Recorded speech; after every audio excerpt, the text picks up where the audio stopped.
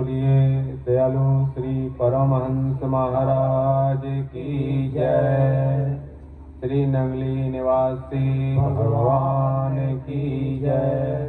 श्री नंगल बिहारी महाराज की जय। श्री परमपुरी भगवान की जय। नमः पार्वती पतये हर हर हर महादेव।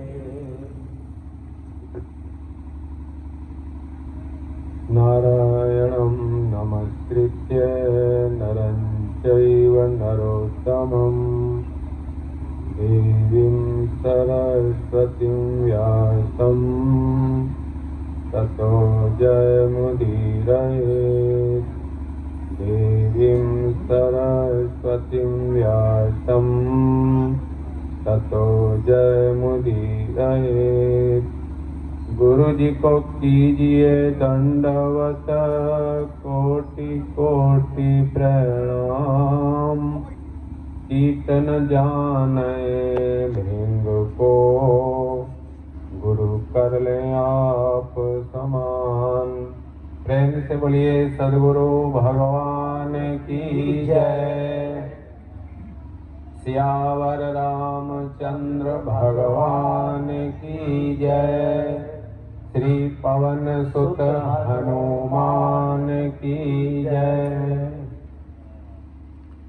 श्री गुरु महाराज जी के पावन सानिध्य में मंच पर विराजमान अनंत श्री विभूषित परम पूज्य महामलेश्वर पूज्य माता जी, वंदनीय संतजन आचार्य जी और आप सभी आदरणीय गुरु महाराज जी के प्रेमी भक्तजन माताएं बहनें, ये बड़ा सौभाग्य है कि थोड़ी देर के लिए हम एकाग्र चित्त से गुरु महाराज जी के सानिध्य में बैठकर सत्संग का लाभ ले रहे हैं। एक घड़ी आधी में पुण्य आध, तुलसी संगत साध की कटे कोट अपराध। ये सब किसी को नहीं मिल पाता है।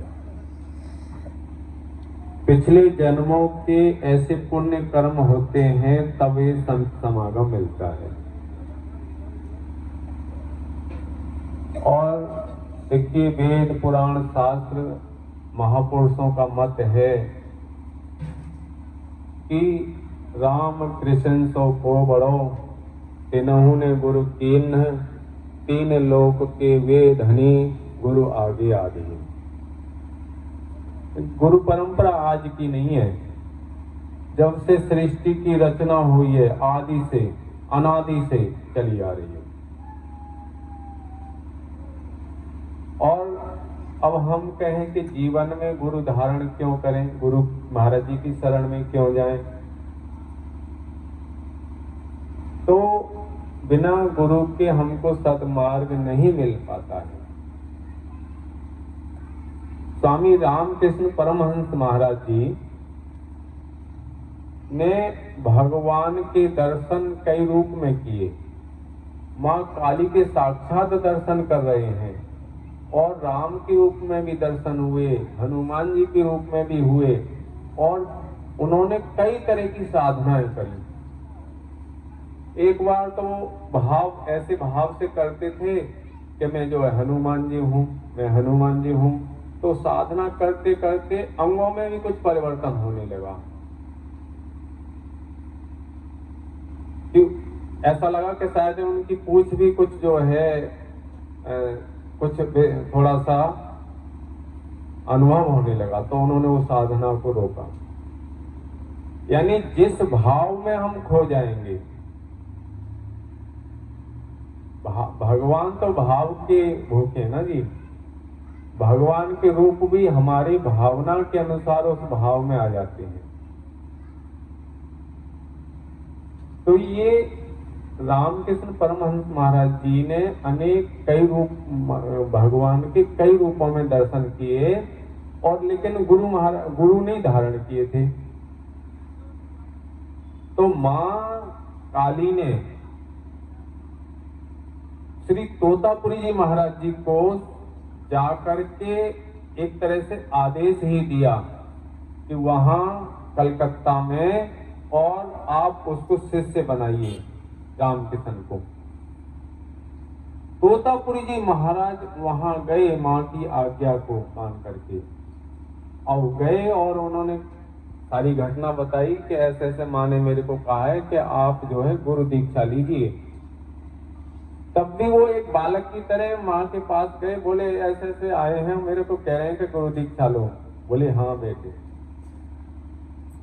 कहते हैं गुरु दीक्षा लेते ही उनकी समाधि लग गई थी। क्या होता है कि हमारे अंतःकरण की स्थिति अलग अलग होती है। जैसे महाराज जनक जो है, उन्होंने ये घोषणा करी थी कि मेरे को जो थोड़े से समय में आत्मज्ञान करा देगा, मैं उससे गुरु दीक्षा लूंगा। जैसे एक घोड़सवार घोड़े पर सवार होने में कितना समय लगता, उतने समय में। तो कई महापुरुष आए, ऐसा नहीं हो सका, लेकिन अष्टावक्र जी महाराज आए और उन्होंने कहा कि राजन आप संकल्प करिए कि हे भगवत स्वरूप गुरु महाराज, मैं आपको अपना तन मन धन अर्पण करता हूँ। अब राजा की स्थिति अंतःकरण की तो इतनी ऊंची थी क्योंकि पिछले जन्मों की कमाई थी। हम सबके बहुत जन्म हुए हैं, कुदरत ने पर्दा रखा हुआ है, वो पता नहीं है हमें, लेकिन अनेक जन्म हुए हैं और कितने कष्ट सहे वो भी हमें पता नहीं है। हमें तो जैसे आज जो है 17 तारीख है, पिछले साल 17 तारीख को जो है मार्च में हम कहाँ थे, क्या कर रहे थे, शायद किसी को याद है, कोई बहुत ज्यादा कोशिश करेगा तब याद आ जाएगी, या 10 साल पहले हम कहाँ थे, क्या कर रहे थे। लेकिन कई महापुरुष होते हैं कि उनको पिछले जन्म की भी याद होती है। जैसे भीष्म पितामह ने अपने पिछले 100 जन्म की बता दी थी कि भगवान मैंने तो पिछले 100 जन्मों में ऐसा कोई बुरा कर्म नहीं किया कि मैं आज बाणों की सैया पर हूँ। लेकिन भगवान कृष्ण ने वो कहा कि 101 जन्म में आपने ये आपसे ये अपराध हुआ था, उसका फल ये है। तो ये प्रारब्ध जो हम भोग रहे हैं, ये हमारे जो हम कर्म करे हैं वो इकट्ठे होते रहते हैं, वो है संचित कर्म। और जो हम कर्म कर रहे हैं ये है क्रियामाण कर्म, और उसी में से थोड़ा सा जो पार्ट मिलता है वो है प्रारब्ध। तो ये सब जो है हम प्रारब्ध को भोग रहे हैं। तो ये क्या होता है, मैं विषयांतर हो गया, क्या करा था दूसरा, हाँ तोतापुरी महाराज तो आए और उन्होंने वो उनको ज्ञान दिया।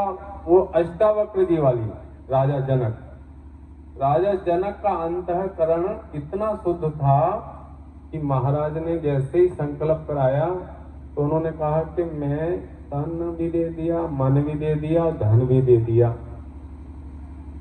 बोले इससे अलावा तो कुछ होता ही नहीं, ये शरीर भी दे दिया, मन भी दे दिया और धन में सब कुछ आ गया। तो वो सोचते मैं शरीर भी नहीं, मन भी नहीं, धन भी, सब कुछ दे दिया तो मैं क्या बचा। केवल एक शुद्ध स्वरूप, आनंद स्वरूप परमात्मा का ज्योति रूप प्रकाश, और उनकी भी समाधि लग गई। जो उन्होंने कहा था कि इतने समय में मेरे को आत्मज्ञान करा देगा, आत्म दर्शन करा देगा, तो उन्होंने अपने अष्टावक्र महाराज को गुरु बनाया। तो गुरु भी जो है शिष्य को ढूंढ लेता है। जैसे रामकृष्ण परमहंस महाराज जी जो है श्री नरेंद्र जी को ढूंढ के ले आए, स्वामी विवेकानंद जी को। हमारे दयालु परमहंस महाराज जी स्वयं नगली निवासी महाराज जी को ढूंढने, उस समय तो एक ही था, पाकिस्तान भारत अलग अलग नहीं था, सन 47 से पहले की घटना है। दयालु परमहंस महाराज जी नंगली महाराज जी को ढूंढ के लाए, और ऐसे ही सत्संग हो रहा था, दादा गुरु महाराज जी का सत्संग, और श्री नगली निवासी महाराज जी जो है जैसे छोटे बच्चे थे उस समय, और पीछे आके बैठे, तो महाराज जी ने उसी समय कह दिया परमहंस आ गए। गुरु जो है शिष्य को भी ढूंढ लेता है। तो गुरु का हमारे जीवन में बहुत महत्व है। कहते हैं ना, गुरु बिना सदगति नहीं है। और जब गुरु के द्वारा मंत्र मिल जाए तो उसको अपने जीवन में श्रद्धा विश्वास से अपनाएं। क्या होता है कि हम थोड़ा जाने थोड़ा करें, लेकिन श्रद्धा विश्वास से करें। और एक इष्ट देव होना चाहिए। हम कभी हनुमान जी को पूजते हैं, कभी राम जी को पूजते हैं, कभी शंकर जी को पूजते हैं, लेकिन निष्ठा नहीं बन पाती। जैसे एक दृष्टांत है कि एक भगत जो है विष्णु भगवान की उपासना करता था और कुछ महीने कुछ साल किया, मंदिर में जाता, उनकी आरती पूजा धूप बत्ती सब करता, जो आता था सब करता था, भोग लगाता था। तो बहुत दिन बीत गए, कुछ मन में कामना थी वो पूरी हुई नहीं। सोचा ये तो जल्दी से खुश नहीं होते हैं। सुना है शंकर भगवान का नाम आशुतोष है, वो जल्दी प्रसन्न हो जाते हैं और वो अवधरदानी है, जो वर मांगो वो दे देते हैं। और वो सोचते भी नहीं है कि ये वर का भी परिणाम क्या होगा वरदान का। जैसे भस्मासुर को दे दिया था ना, तो भगवान से तो भोले भंडारी हैं। तो वो भगत जो है मंदिर में दूसरे दिन से उसने अपने भगवान को ही बदल दिया। अब जो है मैं जो भगवान विष्णु के जो स्वरूप थे उनको उठा करके दूसरे आले में रख दिया, शंकर भगवान की पूजा करने लगा। तो अब पूजा करने लगा, दीप जलाया, धूप बत्ती जलाई। अब धूप बत्ती जलाई तो धूप का धुआं जो है ना वो विष्णु भगवान की तरफ जाने लगा संयोग से। अब वो मन में सोचा मैं पूजा तो भगवान शिव जी की कर रहा हूँ और ये विष्णु क्यों सुगंधी ले रहा है। तो उसने रुई उठाई और भगवान विष्णु के जो है ना नथनों में लगाने लगा कि मैं तो शिव जी की पूजा कर रहा हूँ, आप क्यों सुगंधी ले रहे हो। तो बस भगवान विष्णु प्रकट हो गए।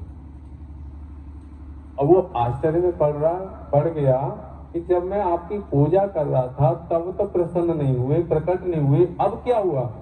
बोले जब तू मेरे को मूर्ति मान रहा था, अब तूने सजीव माना है कि सुगंधी ले रहे हैं, और सुगंधी कौन लेता है कि सजीव है।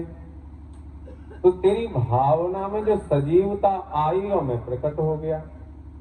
तूने पत्थर कहा तो मैं पाषाण था, है ना। ये तो हमारे भावना की बात है। धन्ना जाट ने तो पत्थर में से भगवान को प्रकट कर लिया था। एक बार जो है धन्ना पंडित जी के यहाँ गया तो पंडित जी महाराज वो अपने सारग्राम जी की पूजा कर रहे थे। पंडित जी वो धन्ना के मन में लालसा हुई कि ये क्या कर रहे हैं बहुत देर की। तो उन्होंने पंडित जी से पूछा ये क्या कर रहे थे आप। बोले ऐसे ऐसे ठाकुर जी है, मेरी पूजा करता हूँ, पूजा करने से बहुत अच्छा होता है, बड़ा लाभ होता है, किसी तरह की परेशानी नहीं आती है, जीवन में दुख दर्द सब ठीक हो जाते हैं। तो बोले मुझे भी बताओ। और पंडित जी ने कोने में एक पत्थर था, बोले ले जाके ऐसे पूजा करना। और वो सचमुच करने लगा, पूजा करी और भोग लेके बैठ गया। बोले भगवान जब तक आप भोग नहीं लगाओगे, एक दिन बैठ गया, 2 दिन हो गए, लेकिन वो आए नहीं ठाकुर जी। तो वो तो तैयार हो गया कि आप नहीं भोजन करोगे तो मैं अपने आप को जीवन को न्यौछावर कर दूंगा। प्रकट हो गए भगवान। और कहते हैं धन्ना ने भगवान से खेती भी करा ली, जगत प्रसिद्ध है, बाजरे की रोटी खिला करके। तो भगवान भगत के वश में है। कब? जब हम गुरु महाराज जी के दिए हुए मंत्र को अपने जीवन में अपनाते, चाहे हम थोड़ी देर ही करें। और जो गुरु गद्दी से जो गुरुजनों ने तप किया है, जो मंत्र मिलता है वो है प्रमाणित। अब हम कहीं मंत्र किताब में भी लिखा हुआ है, उसको हम जब करें उसका फल होगा ना के बराबर, होगा ना के बराबर। लेकिन जो प्रमाणित है, जैसे अब भारत की करेंसी है वो राज्य सरकार से प्रमाणित है तो सब जगह चलेगी भारत में। लेकिन कई बार नकली नोट आ जाते हैं तो कब तक चलते हैं, जब उनकी पोल खुल जाती है तो वो फिर नहीं चलता। तो जब गुरु के द्वारा मंत्र प्रमाणित होता है और हम थोड़ी देर के लिए भी करते हैं तो उससे हम बहुत शक्ति प्राप्त कर सकते हैं। अनेकों ब्रह्मांड हैं और वो सब ब्रह्मांड किसके अधीन है? वो परमात्मा के। और परमात्मा छोटे से मंत्र के अधीन है। हम ये ना समझे कि मंत्र में शक्ति कम होती है, बहुत शक्ति होती है। वो अपने ऊपर है कि उसमें से हम कितनी शक्ति ले सकते हैं, कभी भी ले सकते हैं। श्री हनुमान जी महाराज देखिए, राम की भक्ति में कितने तल्लीन थे। उनको ज्ञानियों में सबसे बड़े ज्ञानी कहते हैं, भक्तों में सबसे बड़े भक्त कहते हैं, बलवानों में सबसे बड़े बलवान कहते हैं। किससे प्राप्त हुआ? अपने इष्ट देव से प्राप्त हुआ। अपने इष्ट देव की ऐसी भक्ति करी, है ना। राम लखन सीता मन बसिया, रामचरित्र सुनवे को रसिया, है ना। तो क्या सुनते हैं? केवल अपने प्रभु का नाम सुनते हैं। तो हम 2-3 बातें, छोटे छोटे सूत्र भी अपने जीवन में अपना लागू करके करना शुरू कर दें तो हमको बहुत लाभ मिलेगा। एक तो एक इष्ट देव होना चाहिए और एक साधना होनी चाहिए। तो थोड़ी देर के लिए भी हम करेंगे तो हमें वो जल्दी से फलदायिनी होगी। और देखिए, जो हम मंत्र का जप करते हैं तो कई बार सोचते हैं ना कि इस मंत्र का जप करते तो इससे फायदा क्या होगा, है ना। तो देखिए, जो नित्य नियम से इस नाम का जप करते हैं, जो गुरु के द्वारा मिलता है, तो उसके जीवन में अनेक कष्टों से निवृत्ति होती है। अब मान लीजिए किसी को कोई बहुत बड़ा कष्ट होना है, मान लीजिए कोई बहुत बड़ी चोट लगनी है और वो नित्य नियम से अपने इस मंत्र का जो गुरु द्वारा मिला है नित्य नियम से करता है, तो कहते हैं बहुत बड़ी चोट ना लग करके उसको कांटा लग के रह जाता है। कब? जब हम इस मंत्र को नित्य नियम से करते हैं। अब पिछले प्रारब्ध वर्ष किसी को 10 लाख का नुकसान होना है, लेकिन वो 10 लाख का ना हो करके 100 रुपए का नुकसान होगा। कहते हैं होनी जरूर होगी, लेकिन कम हो जाती है। तो ये जो धन है, जो नाम का धन है, जो गुरु के द्वारा मिलता है, जिसने मीरा ने कहा कि पायो जी मैंने राम रतन धन पायो, सदगुरु दीनी वस्तु अमोलक, नित नित बढ़त सवायो। तो ये धन ऐसा है कि इसको हमारा ये धन कोई बांट नहीं सकता, कोई लूट नहीं सकता। और ये हमारा बैंक बैलेंस ऐसा है कि हमारे इस जीवन में भी पूरी मदद करता है, सुरक्षा करता है।